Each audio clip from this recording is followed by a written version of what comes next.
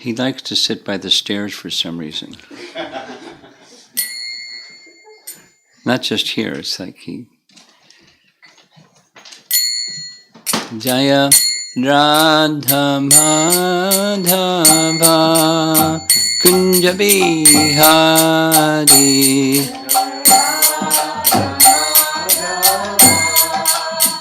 Kunja Bihari Jaya Radha Madhava Kunja Bihari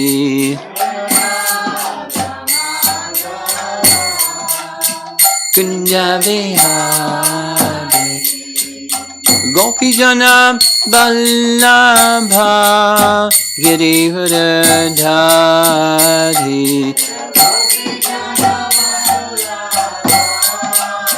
Girivardhari Gopijana Vallabha Girivardhari Girivardhari Jasodanandana Brajajanarandana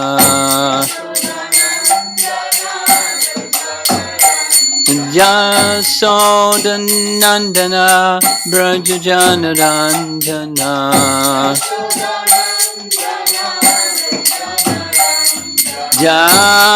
Jamunatira Vanachadi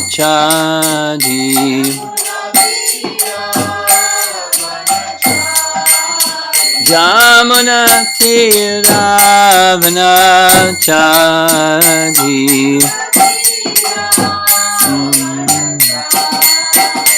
Jaya Radha Madhava Kunja Bihari Madhava Kunja Bihari Jaya Radha Madhava Kunja Bihari Madhava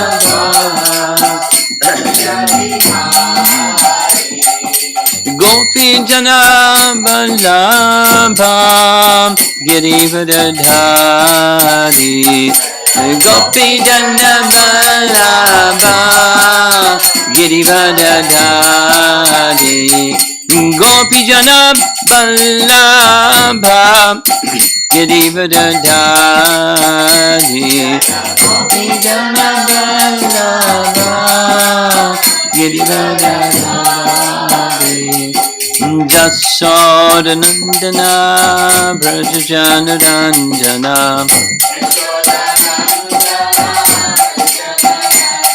Jasodanandana Brajajanarandana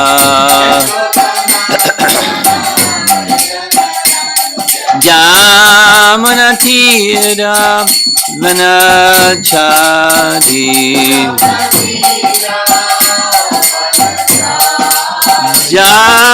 Jamunatira Vanachadi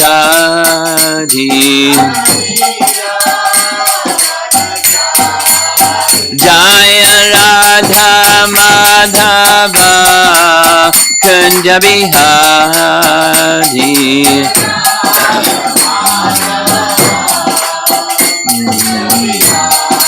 Jaya Radha Madhava Kunja Bihari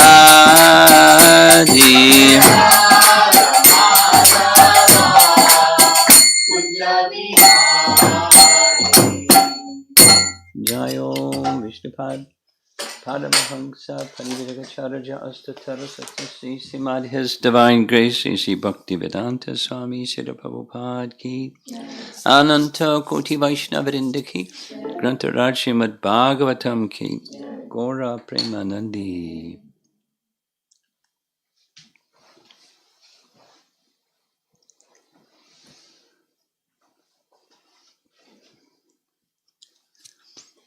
This is a long chapter, chapter 11, Krishna's childhood pastimes. He had a really active childhood. The verse that we're reading from text 9 from chapter 11, is emphasizing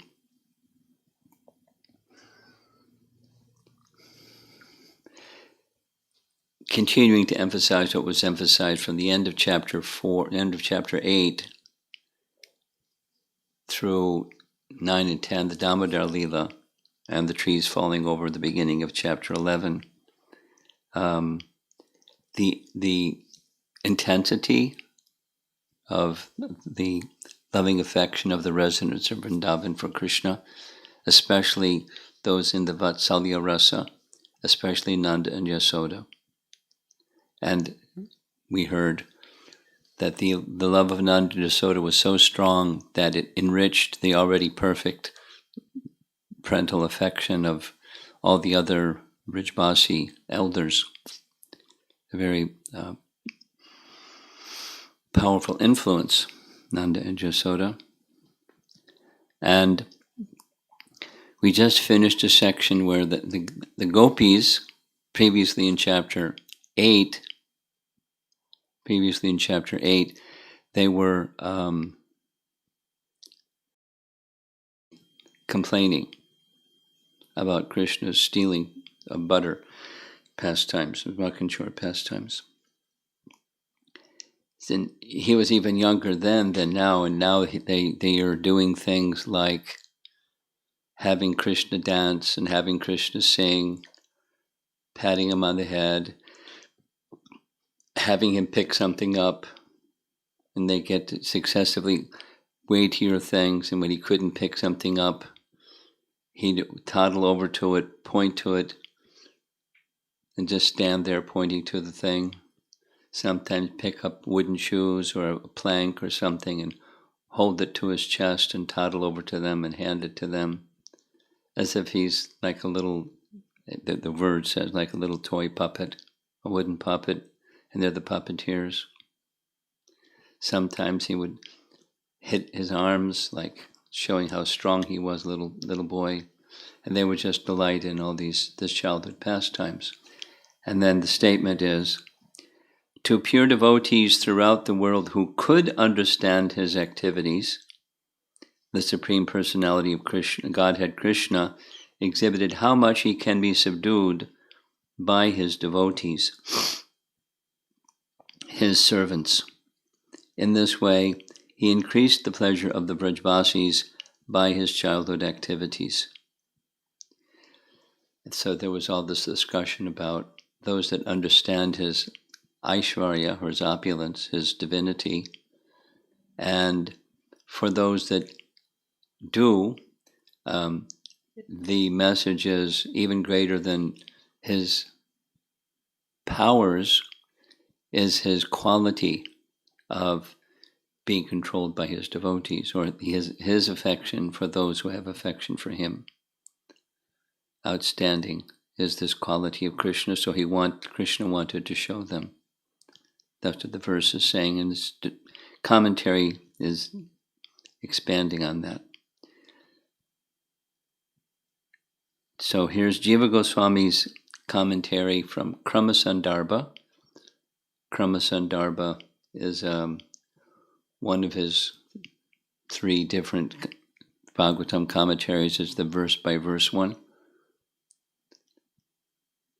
Not every single verse, like Prabhupada didn't comment on every single verse, but most of the verses there's commentary. So it's commentary here, short.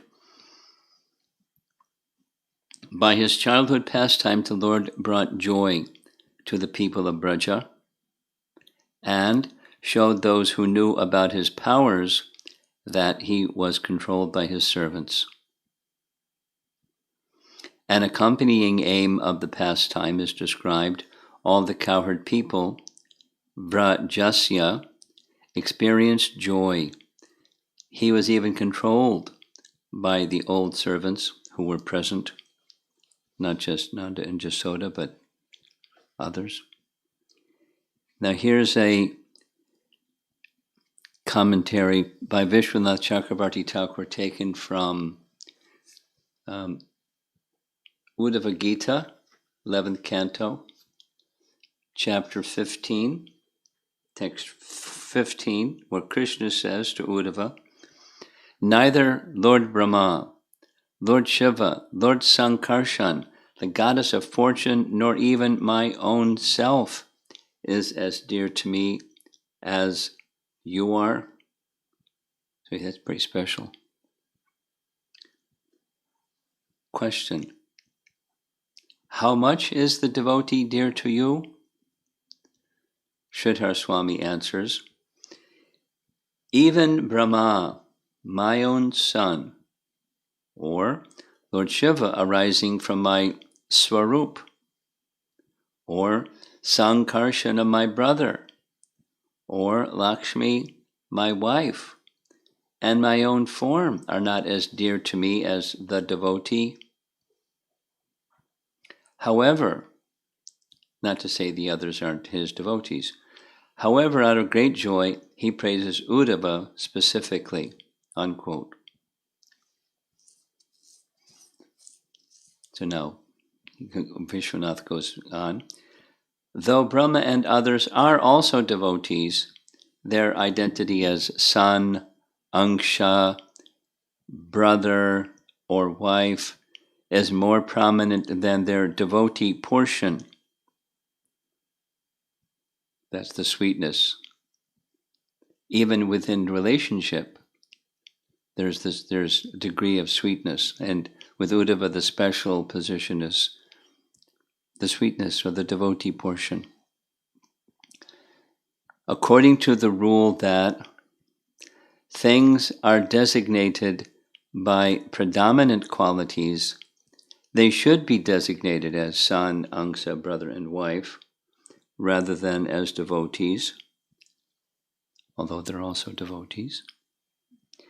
In persons like Nanda and Yashoda, their bhakta portion is much greater than their identity as parents because of the greatness of their prema. Thus they are called devotees rather than parents. They are dearest to Krishna. So this is commentary from the 11th canto, making reference to this 10th canto, chapter 11, verse, which says, the Lord displays the attributes of coming under the control of his devotees. That's our topic this evening. That's a quote from the verse. Thus, they are called devotees, and they bring Krishna under their control. The excellence of Yashoda is praised, and this goes back two chapters, the Damodar Lila, chapter 9. Neither Brahma, nor Shiva, nor even the goddess of fortune, same list, who is always the better half of the Supreme Lord, can obtain from the Supreme Lord, the deliverer from this material world, such mercy as received by Mother Yashoda. That's a translation, text 20. Another meaning is, quote, amongst all these devotees, you are dearest. Hear this from my mouth, that's speaking to Uddhava. Among all the devotees, Uddhava is the best. The gopis, however, are the best of all, since Uddhava prayed for the dust from their lotus feet. This is the conclusion of the Vaishnavas.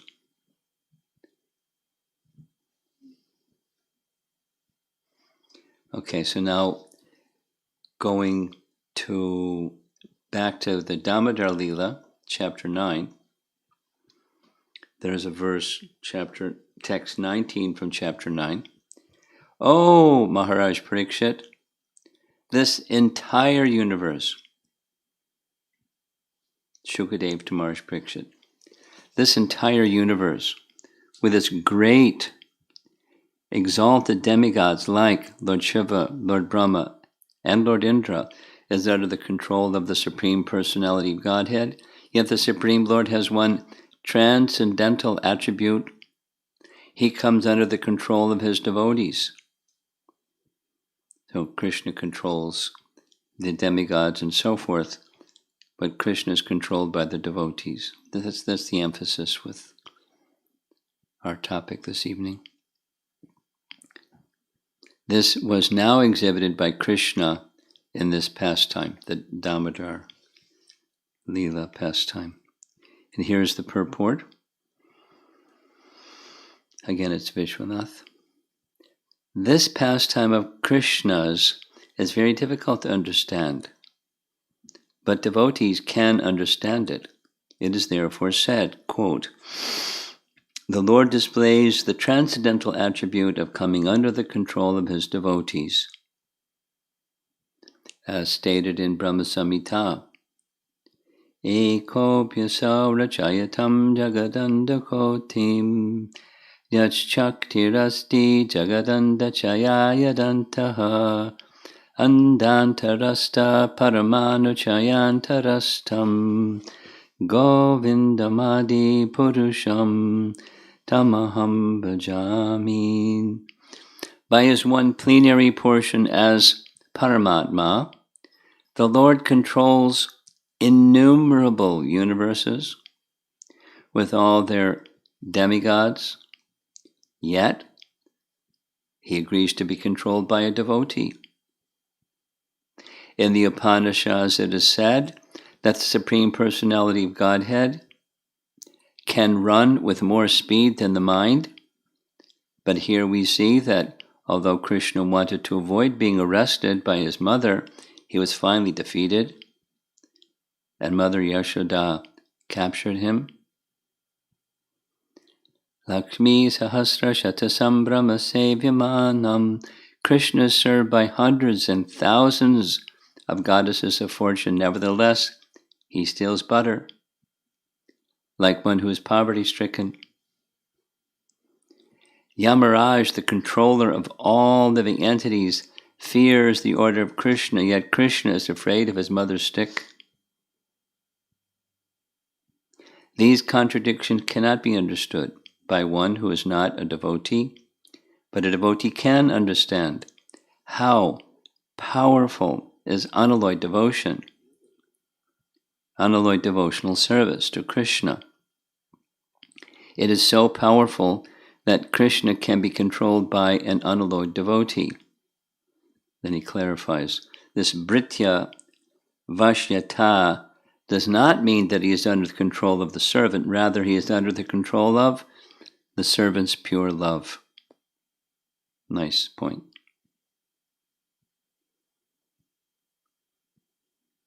In Bhagavad Gita 121,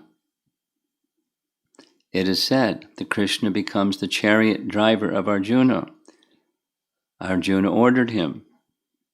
What's the order? Senayor, Ubayor, Madhye, Ratam, Stapaye, Me Achyuta.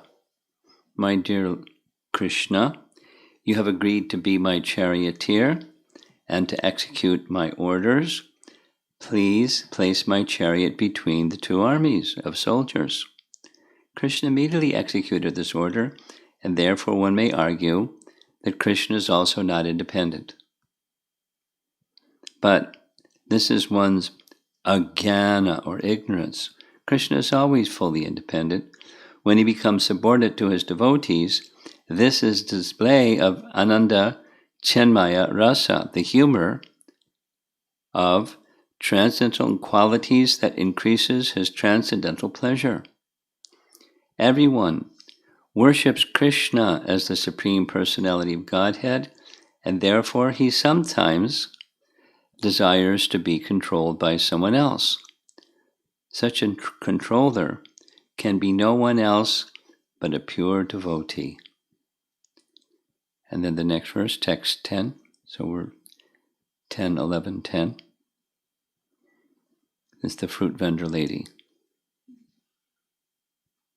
Very beloved story. This is part of his childhood pastimes. Once, a woman selling fruit was calling, "Oh, inhabitants of Vrajabhumi, if you want to purchase some fruits, come here." Upon hearing this, Krishna immediately took some grains and went to barter as if he needed some fruits.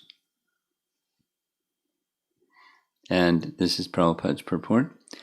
Aborigines generally go to the villages to sell fruits. How much the Aborigines were attached to Krishna is described here. To show his favor to the Aborigines, he would immediately go to purchase fruits, bartering with paddy in his hand as he had seen others do. And Vishwanath writes, he gave joy even to the lowest Pulinda caste among the inhabitants of Braja. Achyuta is full in every respect, but he wanted fruit. Although he is the giver of all fruits, he quickly went out with a handful of grains, as only that was available at the moment. Jiva Goswami writes, with great enthusiasm, Shukadev speaks of other pastimes for 10.5 verses. Sridhar Swami does not comment on all these verses. So, in Jiva Goswami's writings, he was so loyal to Rupa Goswami and Chaitanya Mahaprabhu. Rupa Goswami was his uncle, but also his guru, and trained him in scriptures. So, and Rupa Goswami learned everything from Chaitanya Mahaprabhu. So he was very faithful to both. And both, particularly Chaitanya Mahaprabhu, had mentioned Sridhar Swami as the best commentator, the principal commentator of Srimad Bhagavatam. So Jiva Goswami regularly relied very strongly on Sridhar Swami's commentary. We find this in his Sandarbhas. He specifically says he's going to rely heavily on the statements of Sridhar Swami, because that's the guiding mark or indicator to understand messages of Srimad Bhagavatam. So here he's saying, I'm going to comment on these verses, although Sridhar Swami didn't, right in his commentary.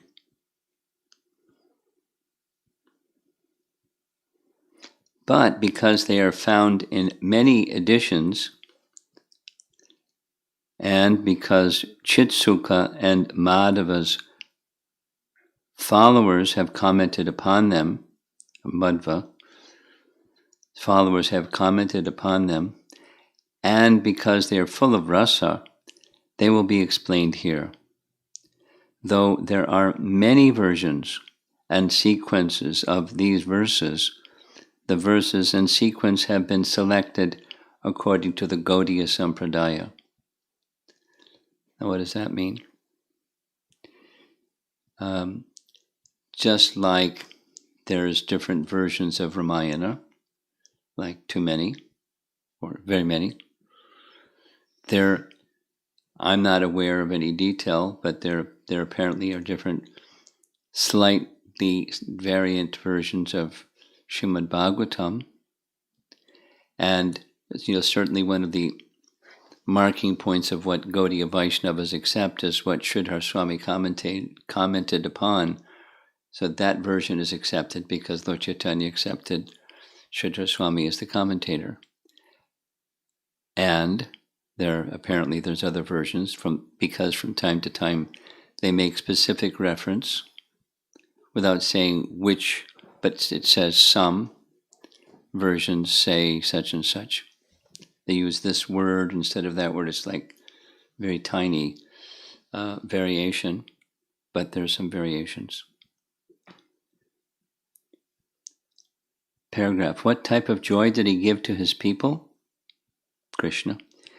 2 verses speak of the Pulinda group who lived not far away. When the vendor said, buy these fruits, Krishna, who desired the fruit, but who actually bestows all fruits, gathered grains and came quickly. Though he was perfect in all respects, he desired fruit. though he is the giver of all goals to humans, he took some grains and went there. He did not consider that he held very little in his little hand, since he was absorbed in his childhood pastimes. He took grains because that's all there was in front of him. This shows his haste in going to the vendor.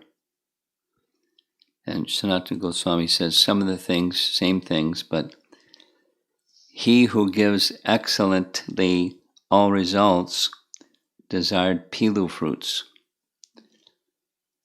So you know what are pilu fruits? Would you like to know what are pilu fruits? Ask your mother, I'm sure she knows. You don't? Pilu fruits. They're you can look at pictures of them, but they're common in Vrindavan, and they're little. It's like a bush. That in certain seasons, of course, there's the little green. There are clusters of them, and they're little green, and then they open, and then they become white or red. Little. They're available everywhere. Abundantly available, I should say. Abundantly available. Pilu fruits.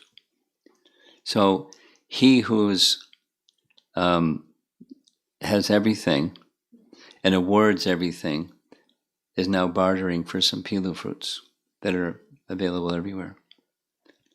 That's the point. Gopal Champu. This is our last. Gopal Champu is another writing of Jiva Goswami. And Gopal Champu is a particular literary style that he revived. It was not well known, but it's a classic literary style. And he even wrote, one of his books is a book on how to write a champu. And then he wrote a champu, Gopal Champu. And it's a narration of Krishna's pastimes in Vrindavan. And the format is a little different. It's similar but different. There are two students of Narada Muni. They're brothers. One's a little older, one's a little younger, and one is Madhu Kanta and the other is Snigdha Kanta. And their names mean something alike, and so they're introduced to Nanda Maharaj and the elder Brijbasis, and who are they? And they were given, it says who they are, and they're students of Narada, and they were given a special power by Narada, two powers, to know everything and to be able to narrate everything very sweetly. So commonly, Madhukanta is the one that's speaking, the younger brother Snigdhakanta is asking, and then the Brijbasis from time to time comment, and they express happiness and joy and different emotions, and stir the conversation further. That's the format. So, Madhukanta is speaking.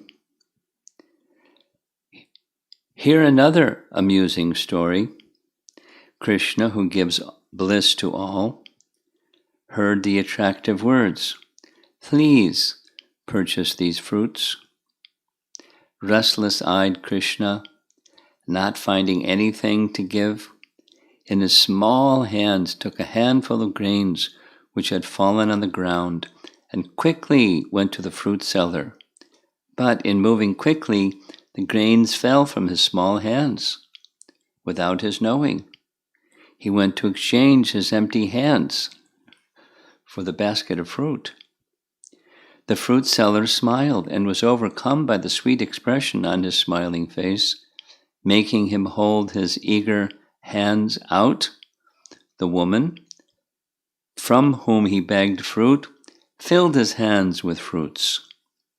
Enchanted by his sweetness, she did not consider whether her basket was full or empty. When Krishna entered his house, not seeing that her basket, made of leaves, was full of jewels, and not noticing the load, she became absorbed in Krishna's beauty. She went home to get more fruit for his family members. When she got home and realized that she had jewels in her basket, in separation from the attractive face of Krishna, the fortunate woman began to consider that she had been deprived of the great treasure of his beauty, since in seeing him she had forgotten the whole world. Knowing that he had brought happiness after great difficulties to the woman, he began dancing, as if holding great treasure in his hands. He approached his mother, showing sweet, fickle actions, enthusiastically bound all the fruits in the edge of his mother's cloth. His mother said, "Where did you get these fruits?" The son said, in half words like a child, "An old fortunate woman collected some fruits, and taking the price of grains, she gave me these fruits."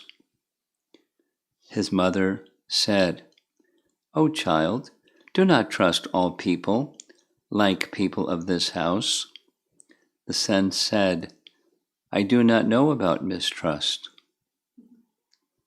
Seeing the fruit seller return after some time, Krishna again went to her and then had his mother distribute the fruits to others at every opportunity. His mother blissfully distributed the fruit with her trembling hands, but could never exhaust the fruit. For several days she remained smiling and astonished. Those who tasted the fruit became surprised by the sweetness and could not forget it. So that's Gopal Champu. So a comment about Jiva Goswami. What he's known for primarily is his erudition. Prabhupada said that it is said that in the history of the world there's never been a greater scholar than Jiva Goswami. And of course, other traditions they may have a different picture than that one, but his scholarship is his outstanding attribute. But it's in addition to scholarly writings, here's something that's just a different kind of writing than just scholarship. It's very, very sweet and embellished in ways that it's not fiction. And how to understand how the elements that are a little bit different in his account than the Bhagavatam's account. How do we understand that? And the way to understand it is the Goswamis were able to experience Krishna's pastimes. They weren't like they were true to scholarship. At the same time, they were able to experience Krishna's pastimes. There's this description that Chaitanya Mahaprabhu, as we know, when he went to Vrindavan, he found Radhakund. You familiar with that? He found Radhakund. It's at the northern end of Govardhan Hill, and at that time, so long after Krishna's pastimes, the places of Krishna's pastimes had been lost.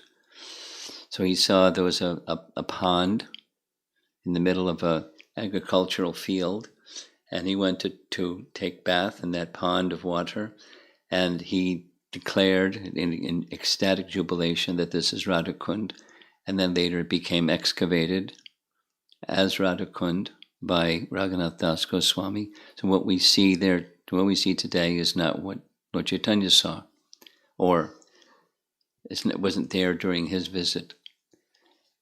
And other than that, we don't know of many places where Lord Chaitanya established.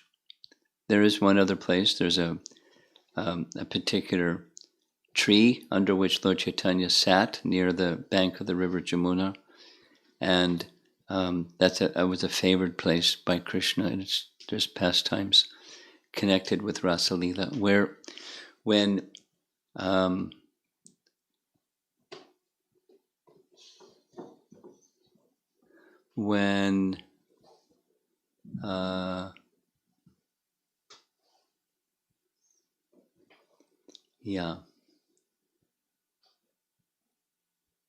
Krishna left the rasa dance because the gopis had become proud, and they went searching for him, Radha went to this place, and she was feeling such separation and absorption in Krishna that her complexion became blackish. And Chaitanya Mahaprabhu, when he went there, similarly, in feelings of Radha and separation from Krishna, his complexion became blackish. So that was another place. It's a very special temple and special tree.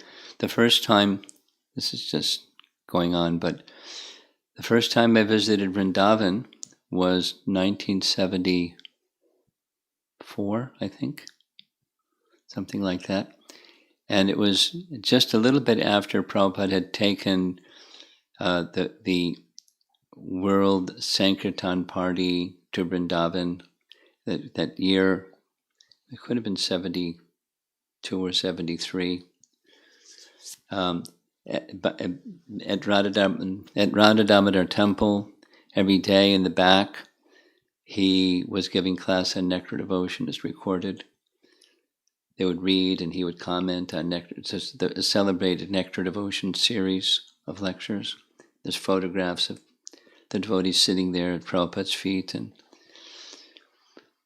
so that year that he took people around, the next year, we went to Vrindavan, and I very clearly recall Guru Das was the one that was guiding the devotees that had come. It was for the Mayapur Vrindavan festival, that's what it was called at the time. Prabhupada wanted the devotees that were serving him in different places in the world would come for rejuvenation and purification to the holy Dham, Mayapur and Vrindavan, annually for rekindling and rejuvenation, and then going back for their further preaching.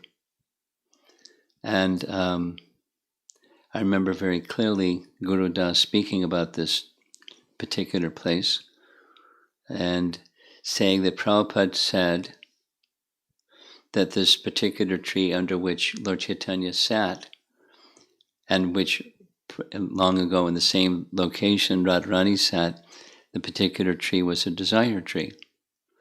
So it's a celebrated place. The followers of Lord Chaitanya, the Gaudiya, there's a Gaudiya Math temple at that place, but it's the tree is considered a desire tree, not like other trees in Vrindavan aren't, and it has an exclusive quality, but because it was said like that, it was accepted by Bhaktisiddhanta like that, and therefore by the followers in the Chaitanya line. It's a desire tree. So, but he, Chaitanya Mahaprabhu, didn't establish many places in a formal way. What he did, Radhakund became very formal, but then he gave Rupa Goswami the service of two main things: writing books and establishing places of Krishna's pastimes.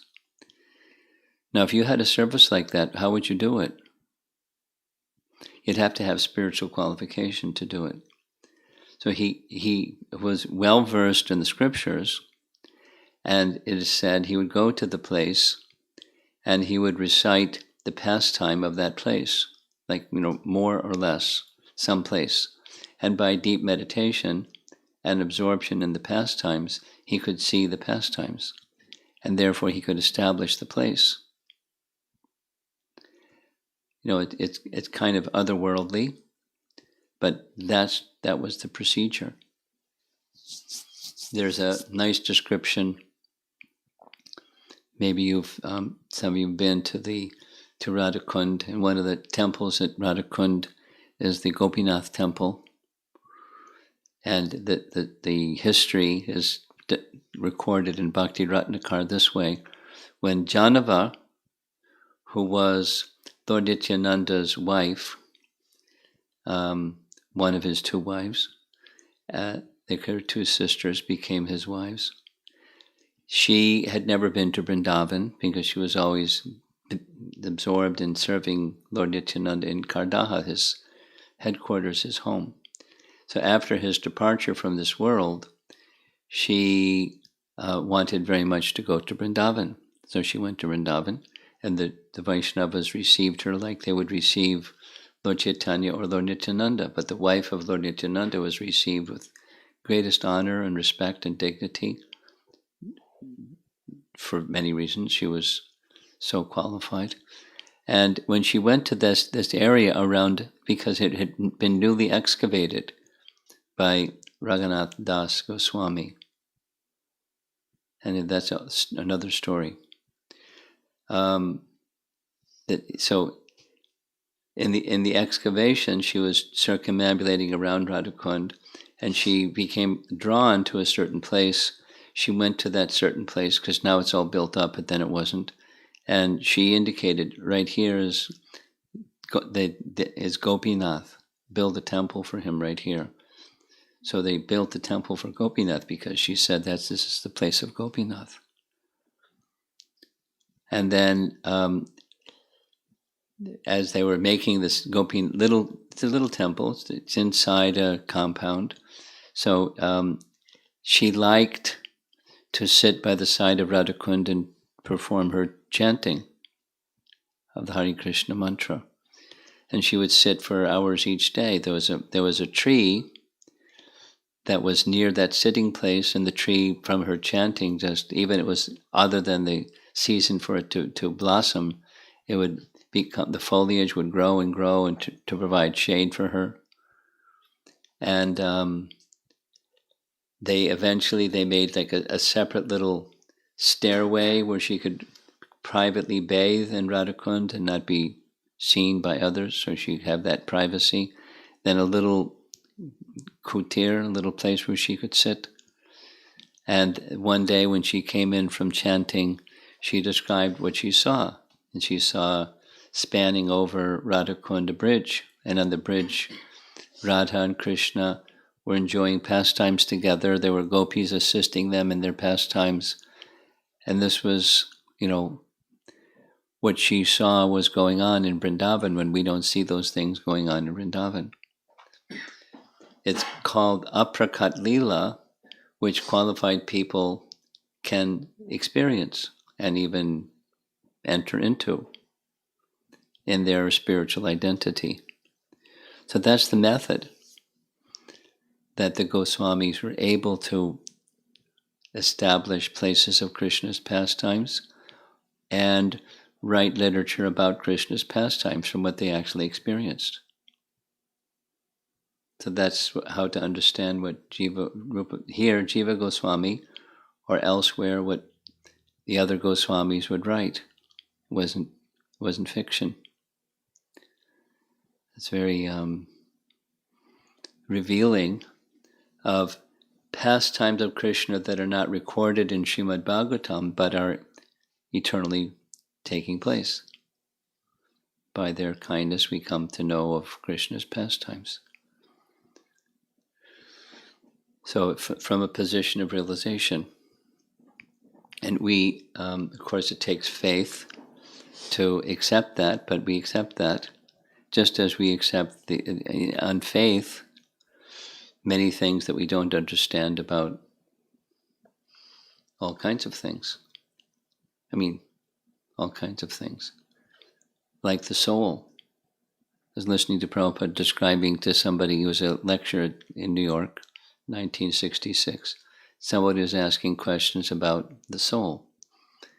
And Prabhupada, for some reason, started speaking about the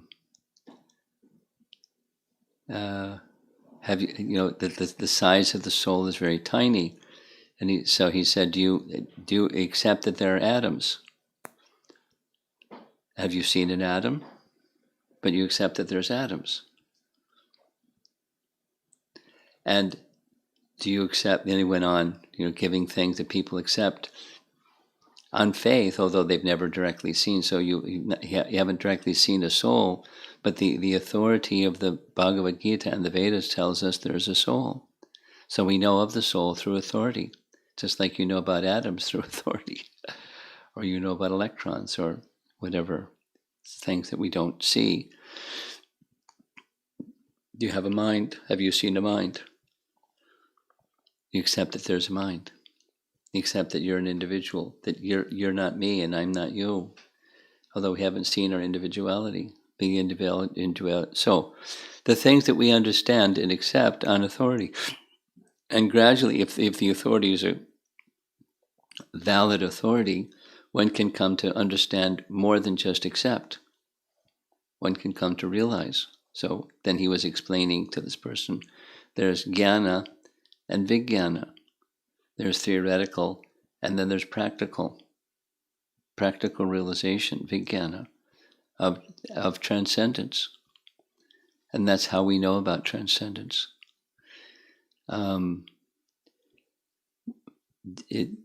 It looks like the Festival of the Holy Name is going to be, it's going to happen.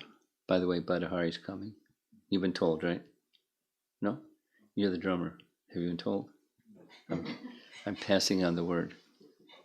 Badahari's coming, and you're the drummer. Because Mukunda's health doesn't permit him to go. He got a health issue. So you're the guy. You're signed up. Be healthy, okay? Okay. And so some of it's going to be, we'll see what's going on. The city of Chicago just bumped up for religious functions, or whatever the term they use, gatherings. You can have up to 50 people, provided they wear masks and stuff. So we may do less than that. Let's see what's going on in 2 weeks' time. But one of the persons who is going to participate is Rabindra Swarup Prabhu, and the topics are already identified. And the topic for Saturday, starting at 10:45 a.m., is going to be Bhakti,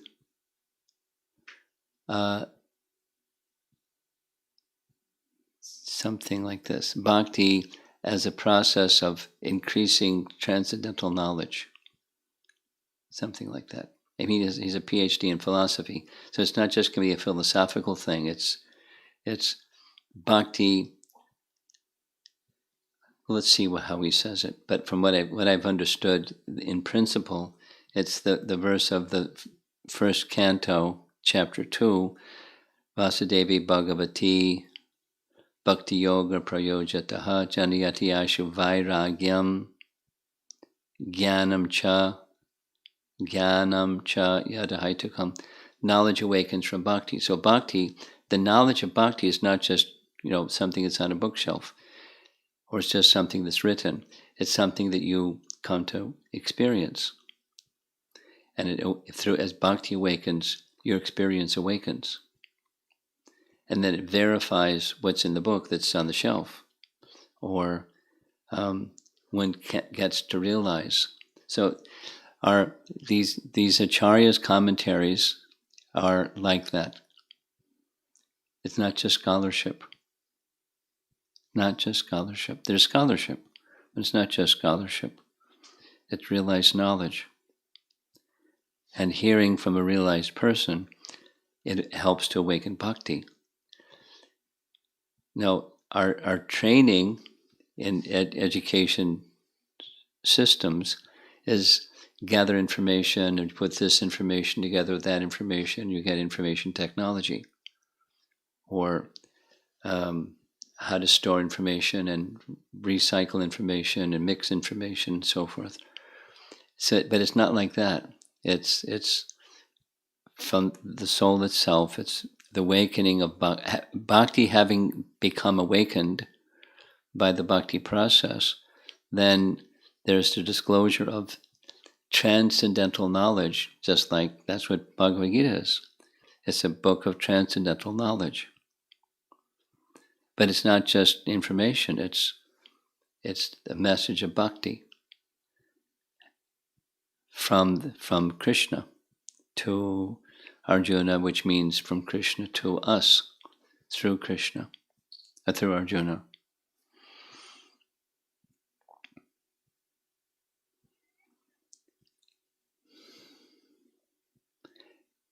In Krishna's childhood pastimes, back to that's the section, it's that the disclosure is,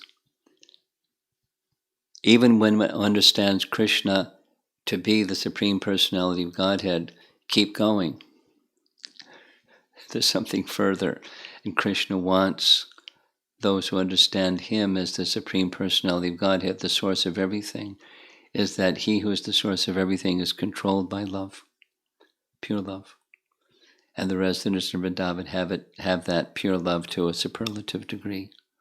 So we should treasure the residents of Vrindavan, not imitate, but treasure and emulate and follow and glorify and worship and become influenced by their love, although it's remote. Here we are in suburbs of Chicago, and we're thinking of the residents of Vrindavan.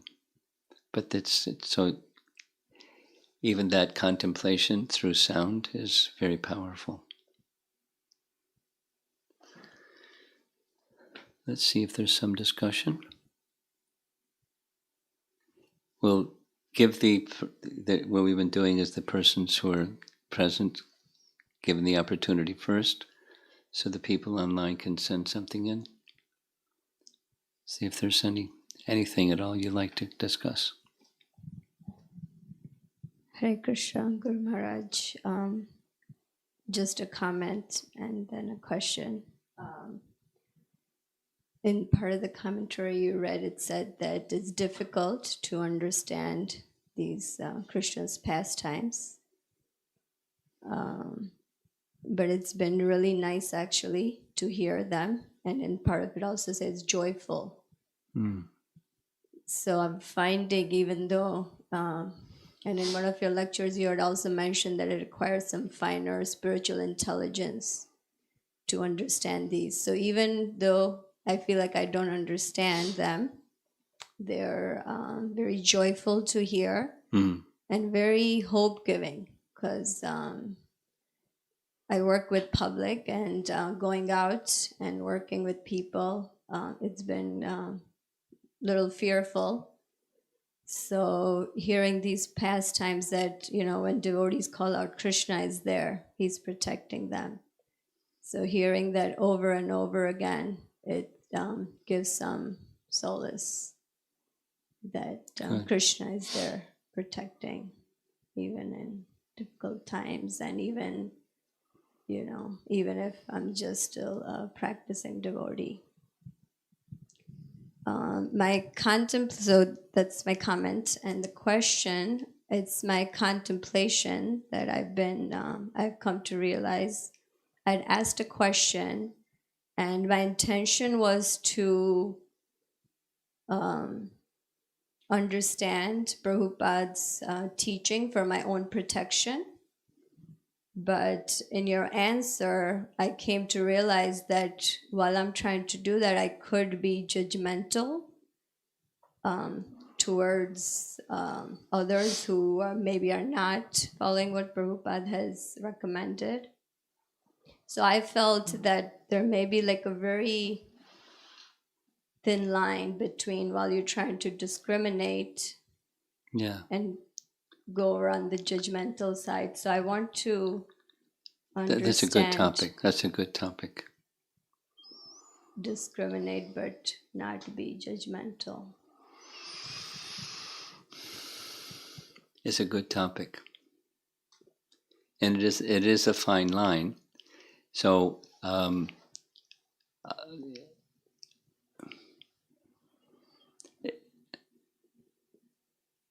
Krishna wants us to discern or discriminate in the healthy sense, discriminate in the sense of this is in this category and that's in that category. That's what IQ tests do. Is they examine your capacity to discriminate. Anyway, it's what IQ tests do. There's 4 objects and four words or 4 somethings, and then which is the one that isn't part of the set. It's just testing your ability to discriminate, and it's done cleverly, so that you have to be intelligent. You have to have a refined intelligence to see what's really the one that doesn't fit. That's what IQ tests do. So that's not judgmental. It's just discerning one thing from another thing. So let's take the modes of nature. This is this mode, that's that mode, and that's the other mode. And they have their characteristics. So that's discerning. And then the judgmental is, discerning. A discerning capacity is, like the Bhagavatam says, wood is better than raw earth, smoke is better than wood, and fire is better than smoke. They're all just earth and the transformations of earth. So that's where it's all the same. It's earth. And then the fire is especially good because you can perform sacrifice, or you can do practical things. Of course, you can do practical things with wood and with earth as well. But specific to the Vedic process of sacrifice, fire is particularly valuable. Smoke indicates you're getting there, but you're not there yet. And then the wood is better than the raw earth. Specific for the objective, for performance of sacrifice. Now you may use clay pots for sacrifice also. In any case, there's hierarchy in the modes of nature. So there's a discrimination and there's a discrimination. Here's the mode of goodness, and the mode of goodness is better. But it's not judgmental. Not yet. It becomes judgmental when you think, okay, I'm the judge, and this is good, and if this is good, then that's not good. And somebody over there it says, smoke is good, or somebody over there that says wood is good. The mode of ignorance is good.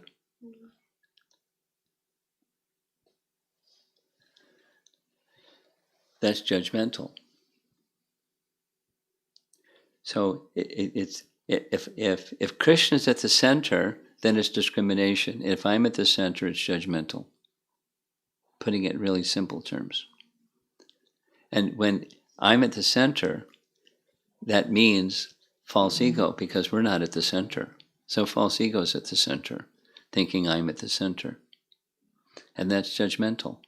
Then it's not just intelligence or discriminating one thing from another thing. It's this negative zone.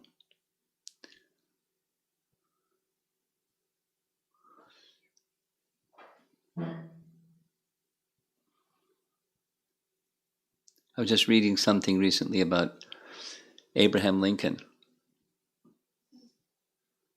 And Abraham Lincoln, here we are in Illinois. He was from Illinois, from Springfield, Illinois. That was his home. And he had, he was it was during his presidency that the Civil War was fought to free slaves. But he had a very interesting take on slavery,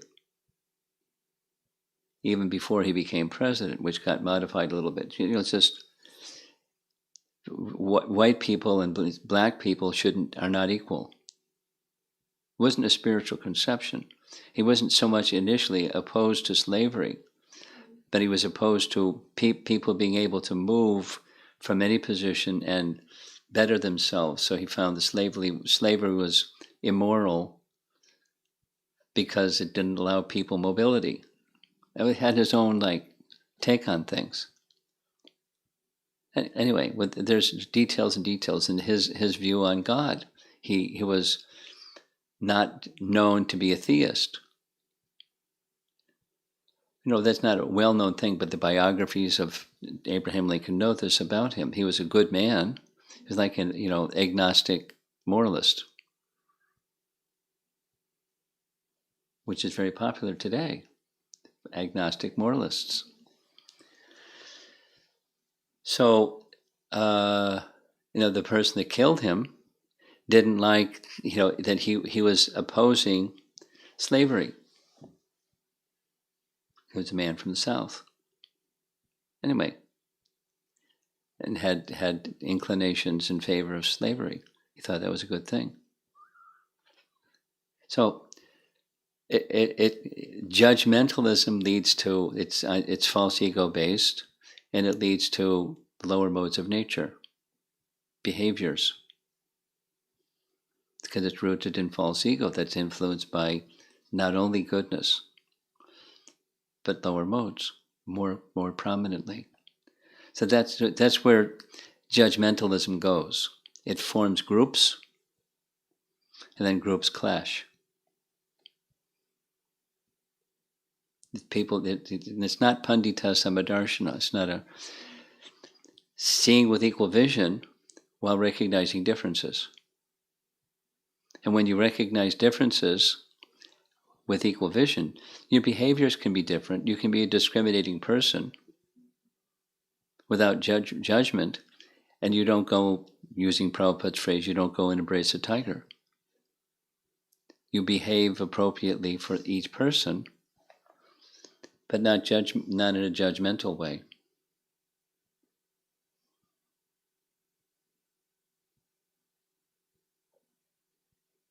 It's a fine line, but the division is self-centered and Krishna-centered.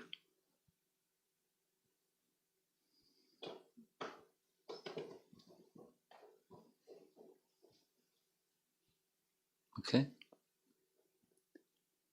Anything? Okay. How are we doing online? A few questions. Huh? Few questions. Okay.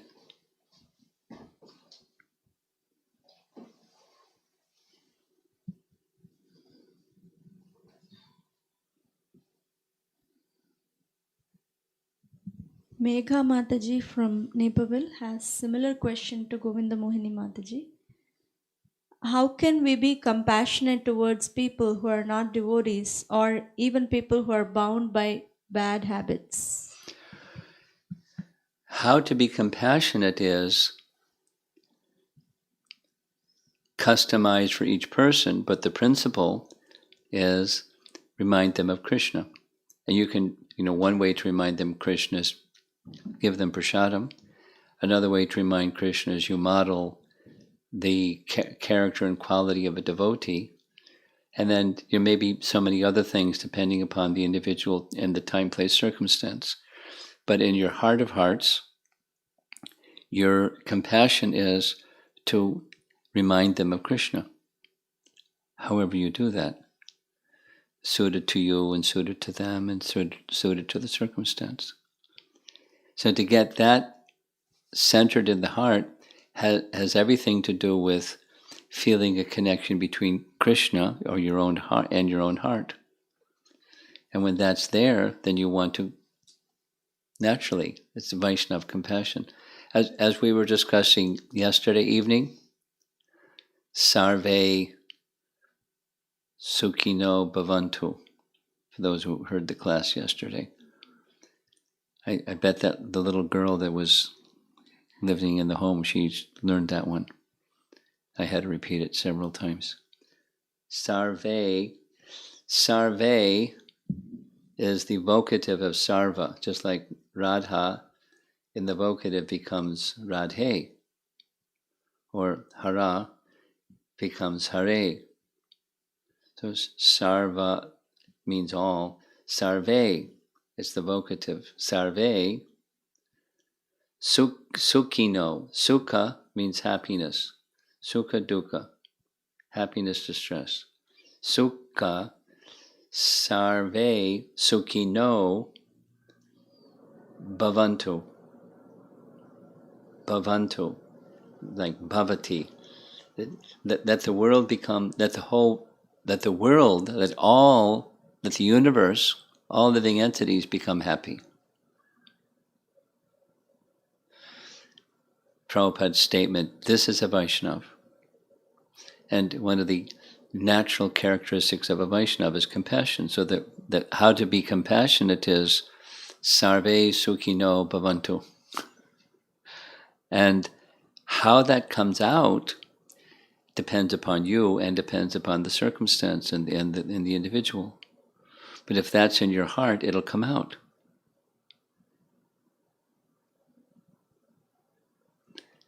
And some of several of the principal means of sarve sukhino bhavantu is prasadam distribution, book distribution, and the holy name. Giving these to others. Of course, give to others side by side with carrying that character, that quality inside, and living your life as an exemplary Vaishnava outside, as well as inside. Then that's the best service. That's the best compassion.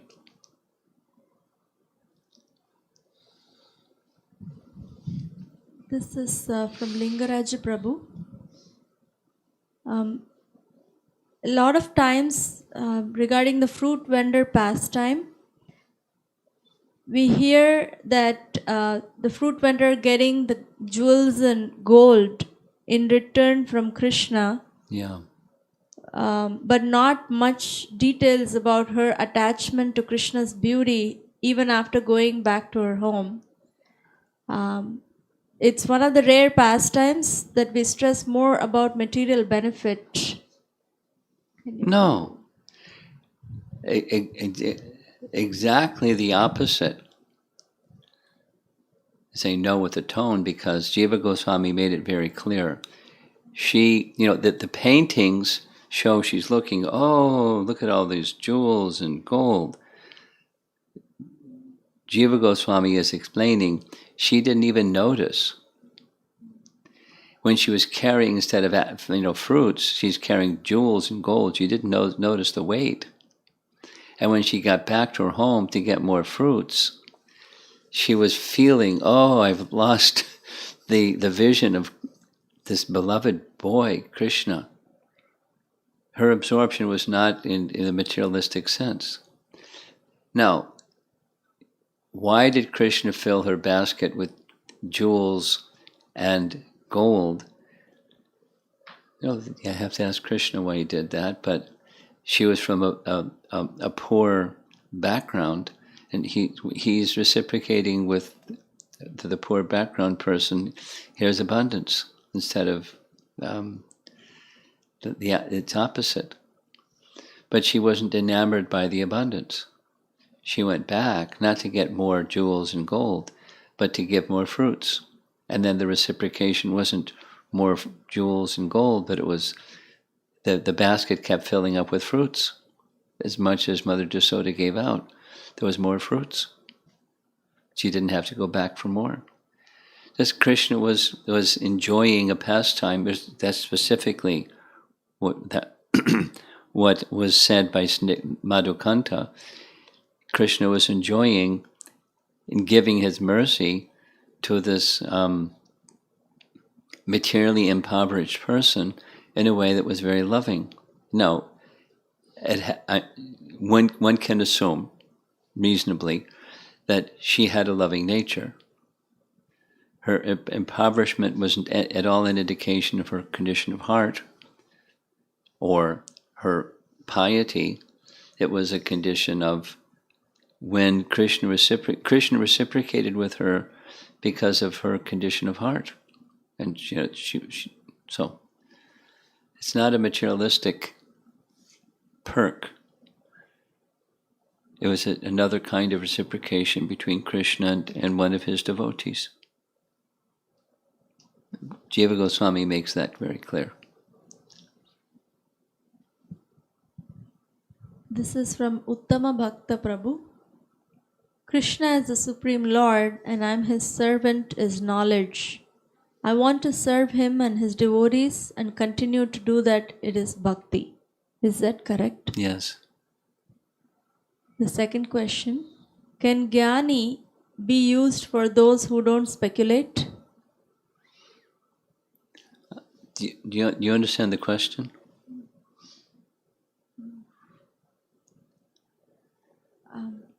It's if you are a devotee, we are trying to be devotees, and we read Bhagavad Gita. And our reason for reading Bhagavad Gita is not to become jnanis or to become packed up with jnana. Our reason for reading Bhagavad Gita is to stimulate our bhakti. And as when that mission or purpose is achieved, then knowledge and realization increase. Knowledge and realization increase as a byproduct of bhakti. That's what we're interested in. Not cultivation of jnana. We're interested in furthering our devotion to Krishna by understanding him and his wishes of mercy giving to us better. That's what we want. This is from Radha Vallabha Prabhu from Houston. As stated in class, Krishna is controlled by the love of pure devotees. So, sadhakas striving to connect to the instructions of pure devotees, are they delivered by Lord in spite of the limitations or anarthas? Yeah. I mean, it's not instant, but yes.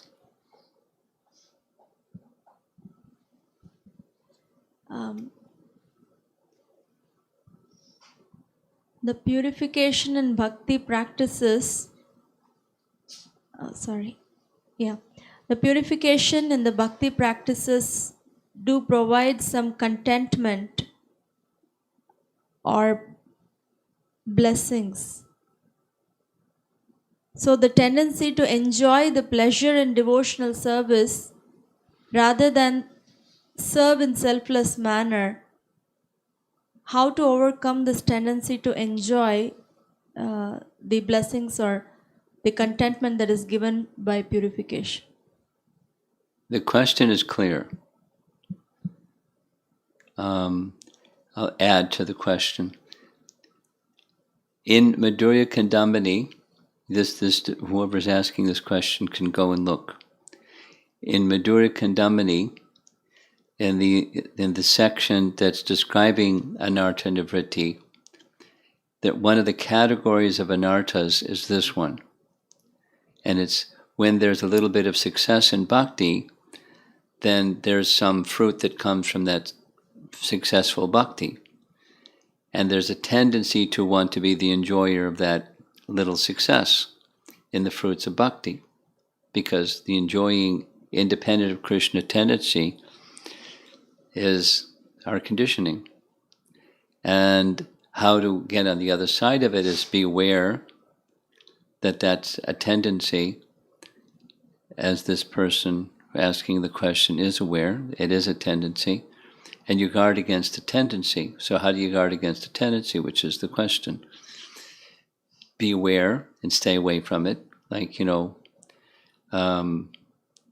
if you see a bottle that has a skull and crossbones on it and it says poison, you don't drink it.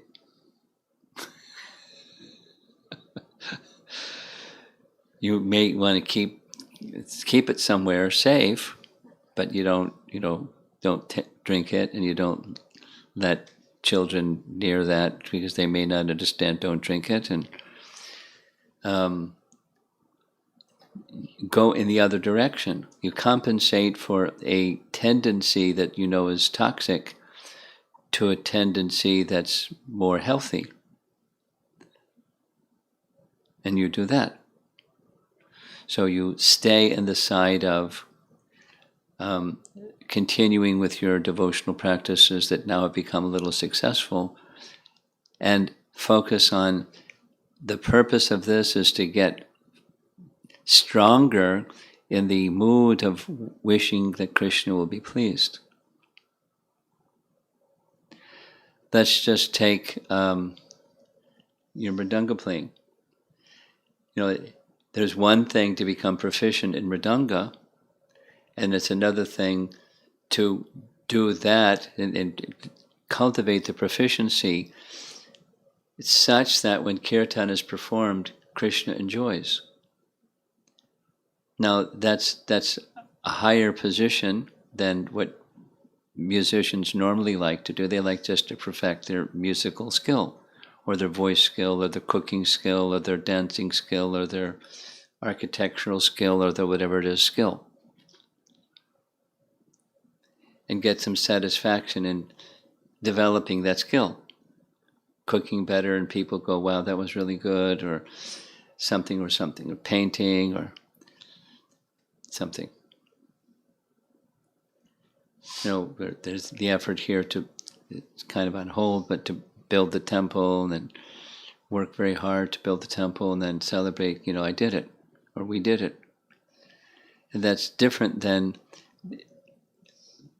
the pure sense of, here's an offering unto you, Krishna.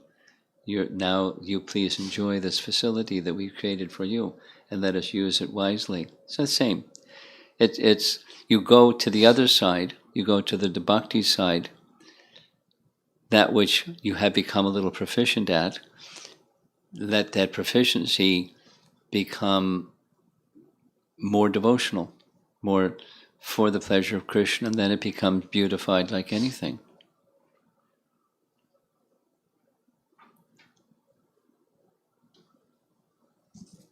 This is from Sandhya Mataji in Naperville.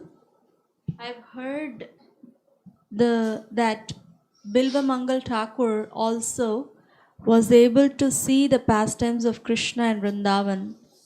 Could you please elaborate on that? What's to elaborate? He was blind, but he could see the pastimes. So Krishna gave him the eyes to see that's not the materialize. And Krishna gave him the eyes to see because of his pure devotion. So he could see without material eyes.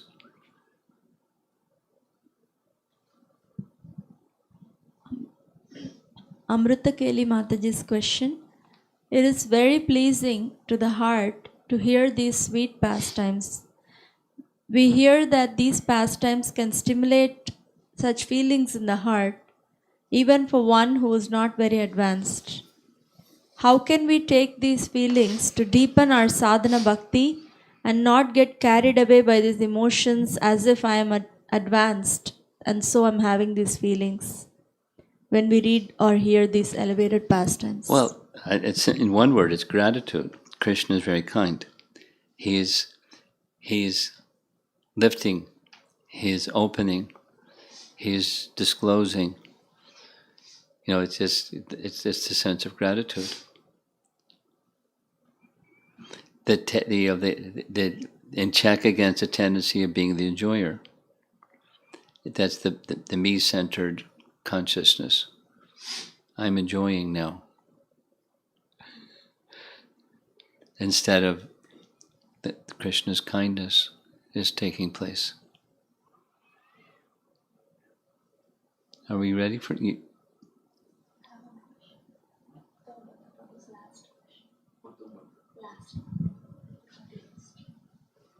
It's from Uttama Bhakta Prabhu. Does one have to be comfortably situated or kind-hearted to love or serve others? No. Once Bhakti Marga Swami said when he was growing up, less was more. Okay. There's no have to. There's no material requirement, pre-requirement, or prohibition. If you have this, you can. If you don't have this, you can't. There's no material condition for bhakti.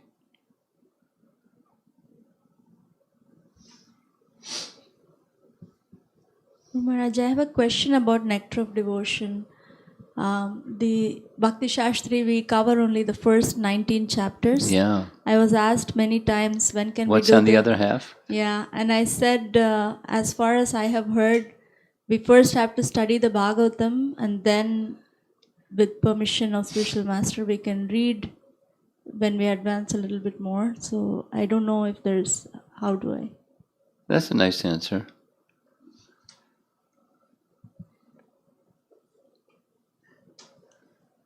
And I mean, Rupa Goswami has written it for us, but it is, it's very detailed and very esoteric and incomprehensible to a living entity that is very covered. So there's some, even in the first 19 chapters, there's some very elevated subjects which we can't understand, but that's, that's okay. The other subjects are far more elevated, and there's a sequel to that. Following Nectar Devotion, the last chapters, there's another extension beyond that one. But that's not recommended for us at all.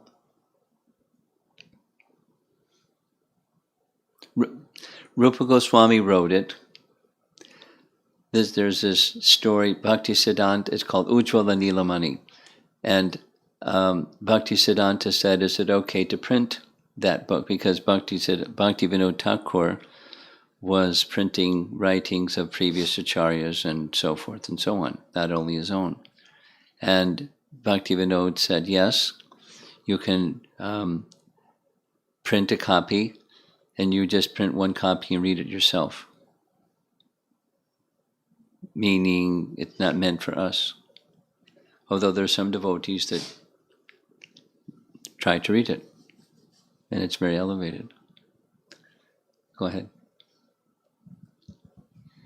Maharaj, another thought I was just contemplating after hearing all these lectures. When we hear about these pastimes of Krishna, and we hear how Lord Brahma had, he wasn't even wanting to feel that he is Lord Brahma, and he wanted to just take shelter and be born as a grass like that. And it's so valuable to kind of see these personalities as examples, how they don't want to be significant or important, to feel important or something like that. And I was thinking, by hearing this, it's bringing some light how the tendency to feel important in some way or the other, it kind of bothers me. And I think I'm trying to understand, when I find myself to seeking for myself to be important in someone's life or something, it's so much about myself, and it blocks mood of service. And I guess I want to hear how, what mood can I cultivate, or what can I have in my mind to overcome this? Well, your question is a different version of the previous question. One of the previous questions is being the enjoyer of, and it's not so dissimilar from the first question of discerning or discriminating and judging. This judging is different than getting some recognition or attention or acknowledgement or something like that, being the enjoyer of something. It's different, but the principle is one is rooted in false ego and the other is rooted in Krishna's at the center. And bhakti is where Krishna's at the center. So we do something because we want something. That's fruitive. That's not bhakti. And when something comes, then there's this internal celebration, at least internal. Yay, I did it. And then what's next? Because that's what we're used to. We're used to achieving and then going on to the next level of achieving. I mean, it's material civilization. It doesn't have to be like ugly. It can be, mode of goodness, but it's material civilization. So that's an obstacle on the bhakti path. So recognize what it is.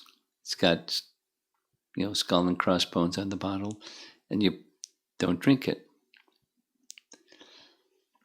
And you put it somewhere, and because you may need to use that for some purpose or another, whatever.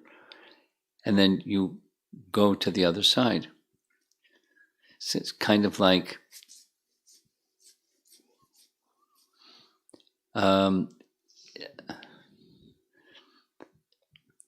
here's two ways to check.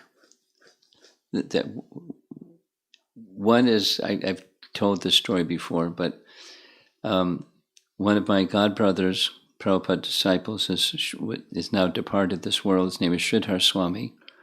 And I noticed one time, we were on Navadvip Parikrama.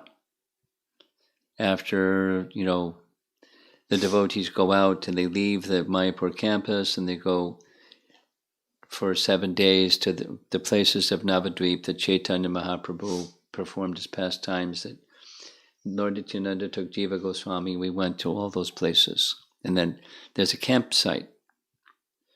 So I know, and we put all of our sleeping gear and stuff in a pickup truck, not a pickup truck, but like one of those big lorries.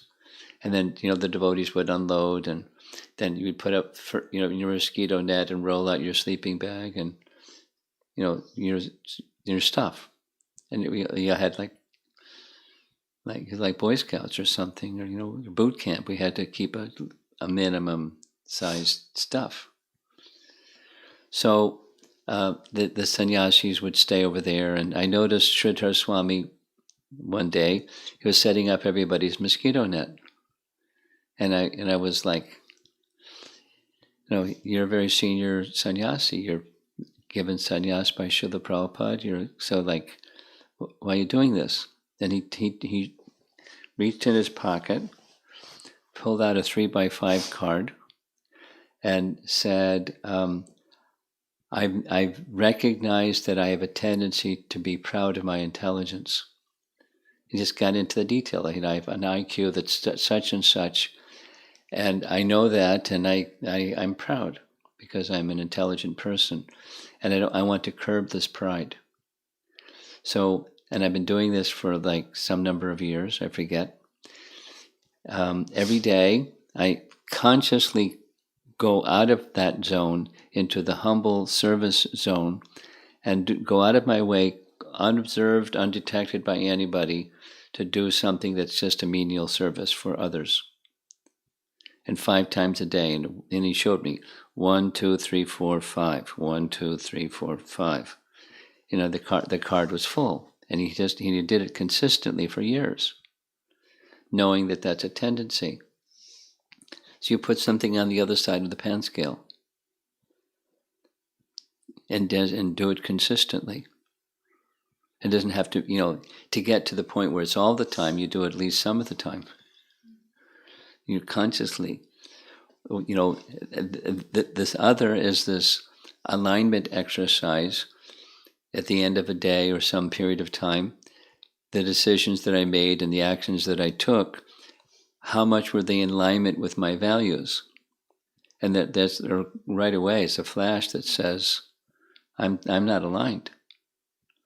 I'm doing it for other reasons, and what I hold as a valuable principle to live by, I'm doing for some other reason. And of course, you can delude yourself and have your blind spots and all that. But if you go down the path of trying to put something on the other side of the pan scale and check the tendency over there, you're making progress. And stay with it.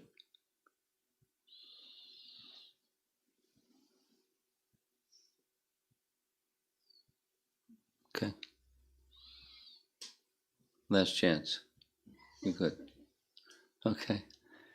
Srila Prabhupada ki Jai.